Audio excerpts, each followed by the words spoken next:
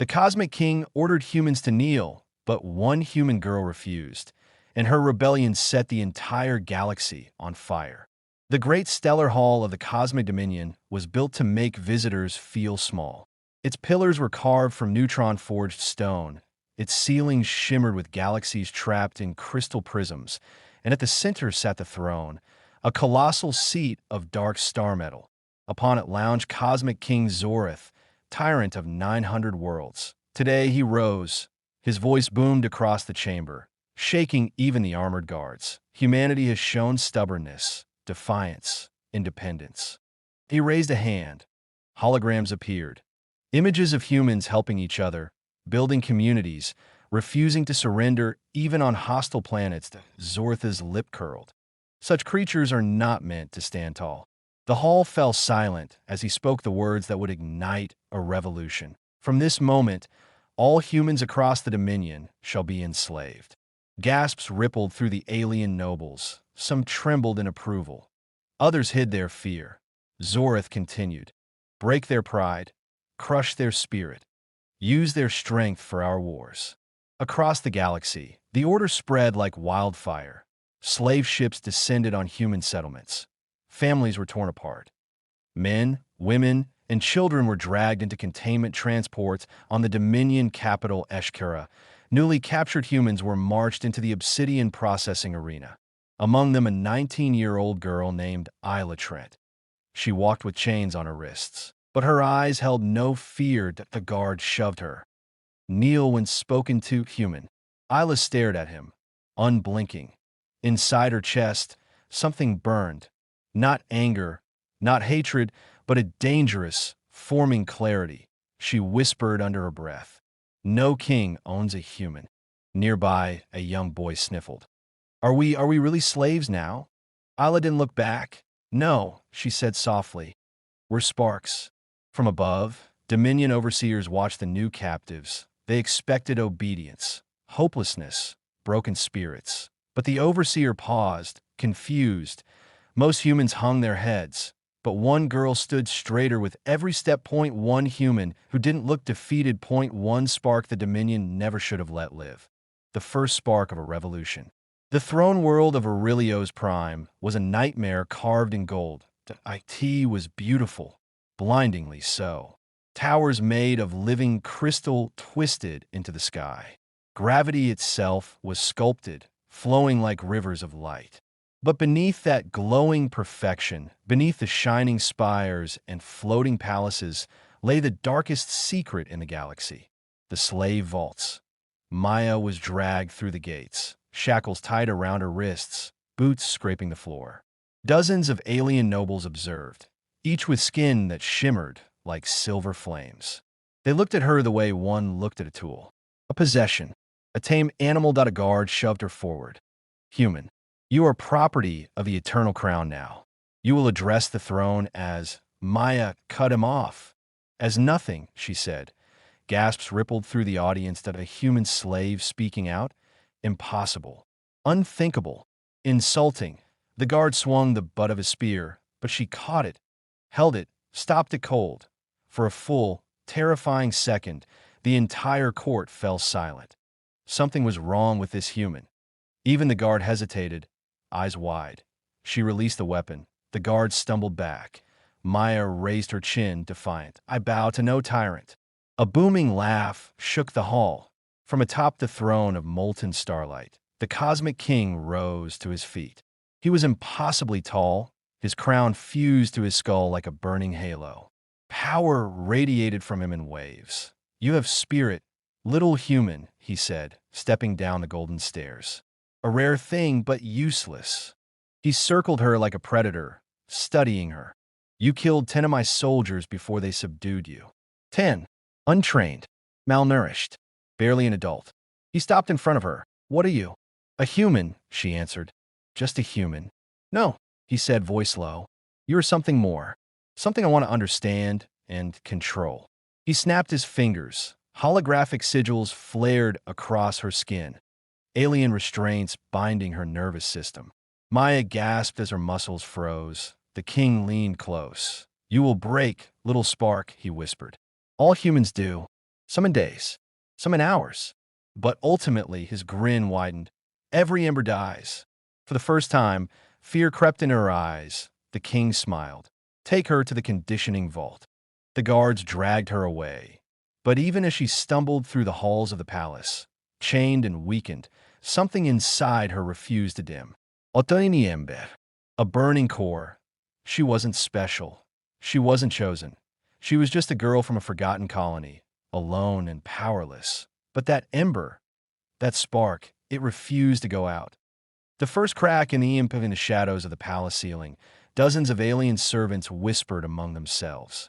They weren't Aurelians. They were from conquered races subjugated for centuries that a human who defied the king, a human who resisted Aurelian force. Rumors spread. Fear turned to curiosity.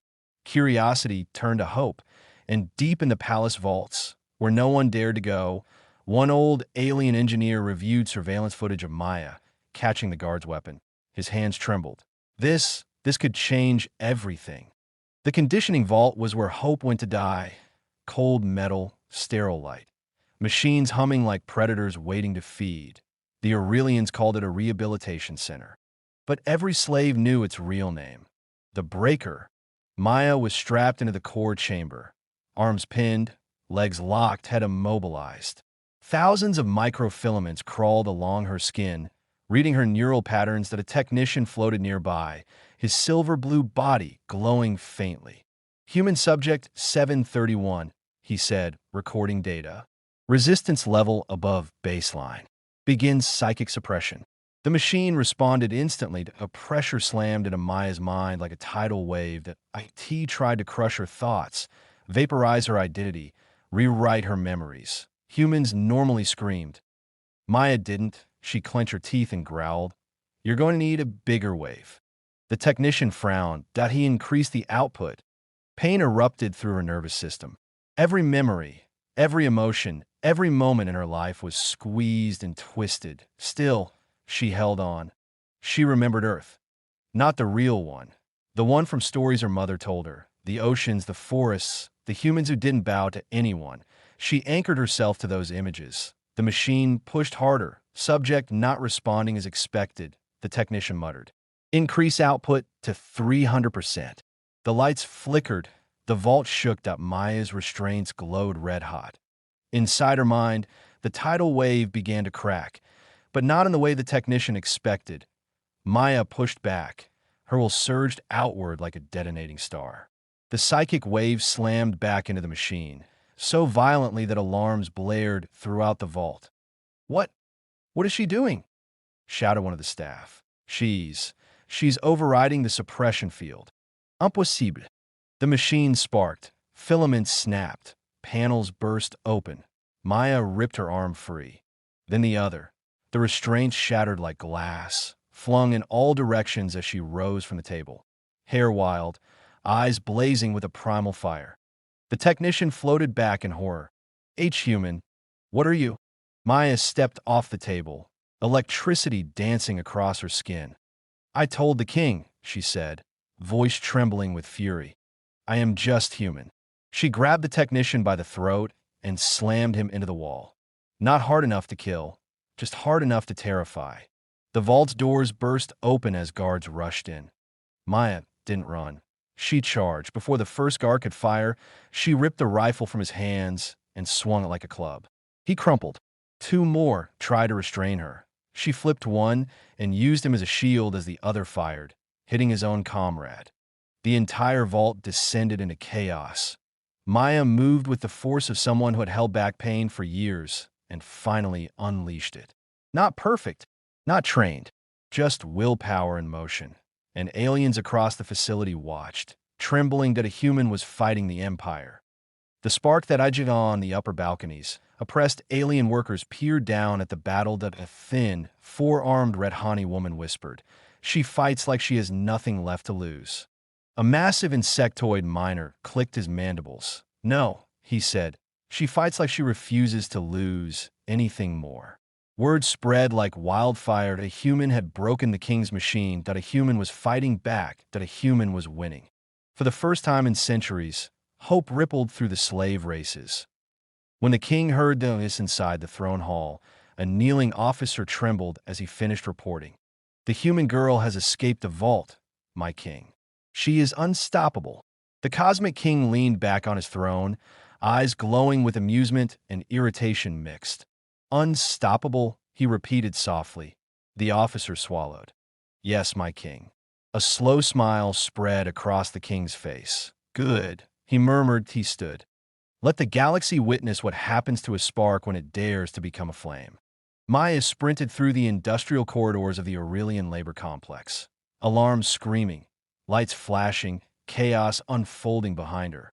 Everywhere she passed, slaves stopped working to stare at a human girl, bleeding, bruised, but burning like a star. Behind her, a massive reinforced door opened with a heavy thud. Out stepped Commander Vorthax, one of the king's elite enforcers. 8 feet tall, scaled armor. Eyes glowing a molten orange, he pointed a spear-like weapon at her. Halt, human. You will kneel. His voice shook the walls. Meya didn't stop. She grabbed a metal pipe from the ground, whirled, and launched it like a javelin. It smashed into Vorthax's helmet, shattering one side. The enforcer froze, and no one in the history of the Empire had ever done that. You insolent creature, he hissed. Humans are weak. You are nothing. Meya cracked her knuckles. Then you won't mind losing to nothing. Vorthax charged. Meya dodged by inches, sliding under his arm and punching into a weak joint in his armor. He stumbled, shocked. She ripped a plasma baton from his belt and activated it with a crackling hum. Now she had a weapon. You're going to regret giving me this, she said. Vorthax swung his massive arm at her. She leaped aside and slashed the baton across his forearm, molten lines searing into his armor. She wasn't stronger. She wasn't faster. She was human, and humans adapt. Within seconds, she recognized patterns. His heavy steps, slow turns, predictable attacks. She dodged, struck, moved again. Vorthax grew frustrated, sloppy. Then she saw her opening. Meya sprinted up a crate, jumped off a rail, flipped over him, and jammed the plasma baton into the back of his neck. The enforcer screamed, a sound the slaves had never heard before. He collapsed to his knees. Meya tore off his helmet, grabbed him by the jaw, and whispered, "This is for every human you chained." Then she slammed his head into the floor. The entire factory fell silent. One human had defeated the king's champion. The first revolt begins. A Redhani miner stepped forward. Girl, what you did, that is impossible. Not impossible, Meya said, breathing hard. Just human. Slowly, carefully, the alien slaves began to gather around her. First dozens, then hundreds. The towering insectoid worker approached, antennae trembling. We have dreamed of freedom for generations, he said. You have shown us it is possible. Meya climbed onto a cargo crate, bruised but unbroken. Listen to me, she shouted. The workers fell silent. I'm not asking you to fight for humans. Her voice cracked with emotion.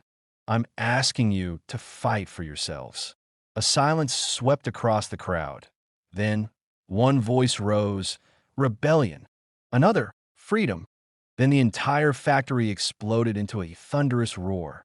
Freedom, freedom, freedom. Workers ripped off their shock collars. They took tools as weapons, smashed control consoles, overpowered guards. The revolt had begun. The spark had become a blaze. The king watches a new threat from deep in his throne chamber. The cosmic king stared at live feeds from the facility. Meya standing on a crate, rallying hundreds of species the Aurelians had enslaved for centuries. That he looked intrigued. So the little human has teeth, he murmured. Good. He raised one hand. Prepare the ascendant guard. If she wants war, I shall grant her the honor of dying by my own hand. The doors of the royal arena opened with a ground-shaking roar. Meya stepped inside. Her clothes were torn. Her knuckles were bruised. Her ribs ached with every breath. But her eyes, those unbreakable human eyes, still burned like wildfire. Above her, thousands of Aurelian citizens filled the arena, chanting the title they had been taught since childhood. The Cosmic King, the Cosmic King. And there he stood. The tyrant himself, a 12-foot colossus of living energy and armor, the crown of fused starlight, glowing like a supernova. His presence alone made the floor tremble. "Meya of Earth," he thundered, "you have broken my soldiers. You have ignited rebellion. You have shattered order." His eyes narrowed. "But you will not break me." Meya raised her chin. "I'm not here to bow," she said. "I'm here so no one else ever has to." The king spread his arms wide. "Then let the galaxy witness your end." A beam of cosmic energy shot from his palm, violent enough to vaporize steel. Meya Dove rolled and sprinted behind a ruined pillar as the blast vaporized half the arena wall. Her heart pounded. "You cannot win," a voice whispered. "This is a king, a god." But another voice rose inside her, stronger, older, human. "Get up. Keep going. That's what humans do." The king hurled himself forward, the ground cracking beneath his steps. Meya charged to meet him. Their clash shook the air as he swung a colossal arm. She ducked, slid between his legs, rolled, and jabbed a stolen plasma blade into the joint of his armor. The king roared, "You insignificant insect!" He grabbed the arena's graviton pillar and ripped it from the ground, swinging it like a titan's hammer. Meya barely dodged the impact. The shockwave sent her flying across the arena. She hit the ground hard. Her vision blurred. Her chest screamed in pain. The king marched toward her, slow, unstoppable, each step echoing countless worlds he had conquered. "It ends now." He raised the pillar overhead that Meya's fingers scraped the ground until she found a shard of metal. Small, sharp. She didn't need strength. She needed precision. The moment he swung the pillar down, she rolled beneath the arc, launched herself up his arm, and stabbed the shard into the glowing circuits near his crown. The neural nexus, his power source, a blinding surge exploded outward. The king staggered. What have you done?" Meya landed in front of him, barely standing, bleeding, but unbroken. "You made one mistake," she said, staring him down. "You thought humans were weak." The king roared, energy bursting from his body uncontrollably, his armor ripping apart, his crown flickering. His power collapsed inward, imploding like a dying star. For the first time in 1,000 years, the cosmic king fell. The arena shook with the shockwave. When the smoke cleared, Meya stood over the fallen tyrant, breathing hard, trembling, but victorious. All around her, silence. Then one voice, an alien worker from the factory, shouted, "The human girl."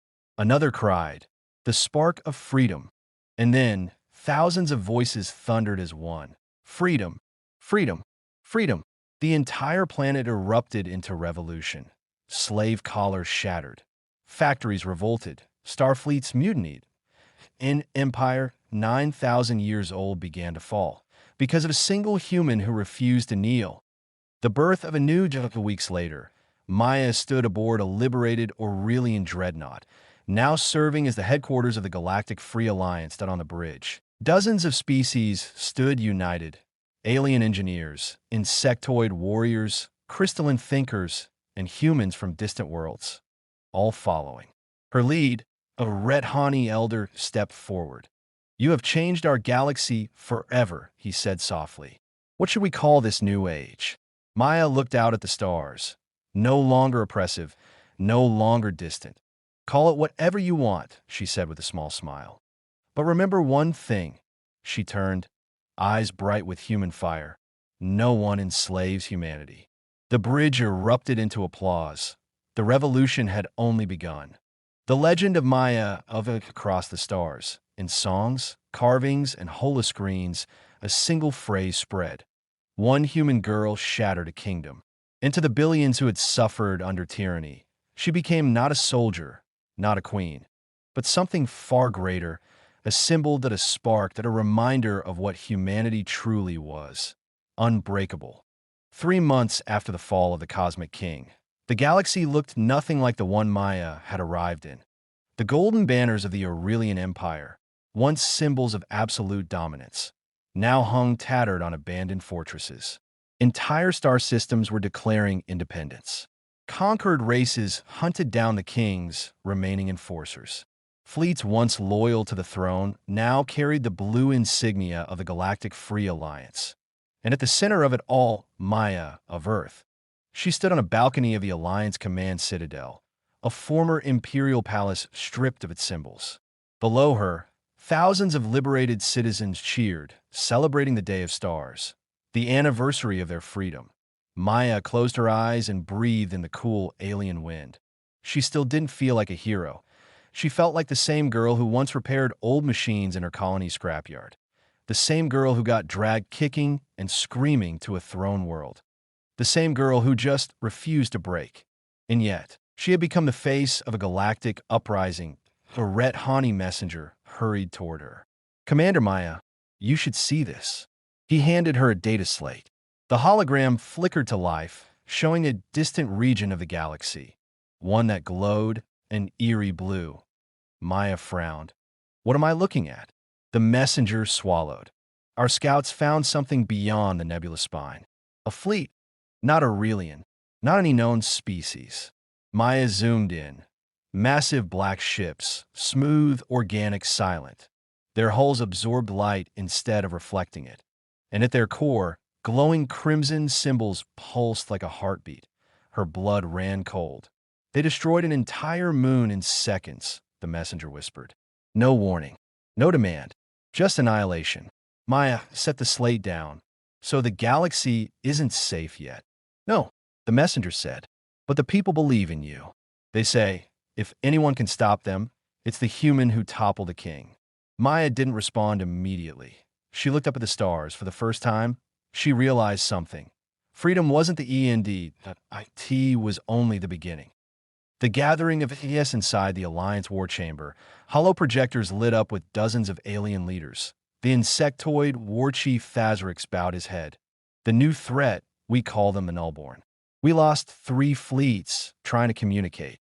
A crystalline scholar chimed in. "They target life, not territory. Life." Another hologram flickered, representing the enslaved worlds now free. "Meya," the elder said, "you gave us freedom. But if we fall now, it was all for nothing." Meya stepped forward. "Then we won't fall." Her voice rang through the chamber, hard as steel. "We faced an empire that believed humans were weak. We proved them wrong." She pointed at the Nullborn fleet projection. "And now, we'll prove it again." The room erupted into applause. Ancient enemies stood united. For the first time in galactic history, a single human stood at the head of a coalition of entire species. The legend fell across the galaxy. Holoscreens flickered with her image. Songs in alien languages carried her name. Children, human and alien alike, held wooden replicas of her plasma blade. Some called her the girl who defied a king. Others, the Ember of Earth. But her favorite was the one whispered by the newly freed, the spark that lit the stars. The final passer walked alone to the viewport of the flagship reclaimer. The Nullborn fleet shimmered at the edge of known space. Waiting, she placed her palm on the cold glass. "Earth," she whispered softly. "I don't know if you can hear me." She took a deep breath. "But I promise, I'll make sure no one ever chains a human again." She closed her eyes, no matter what comes. Behind her, the doors opened. Her newly formed team, alien warriors, human tacticians, engineers, pilots, stood ready. "Commander," Thazrix said deeply, "your army awaits." Meya turned, wiping the last trace of fear from her eyes. "Good," she said. "Then let's show this galaxy." She lifted her chin.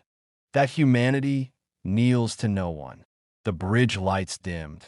The engines roared. The fleet launched. A new war had begun. A new legend was rising. And at its heart stood one human girl. Unbreakable, unstoppable, unforgettable.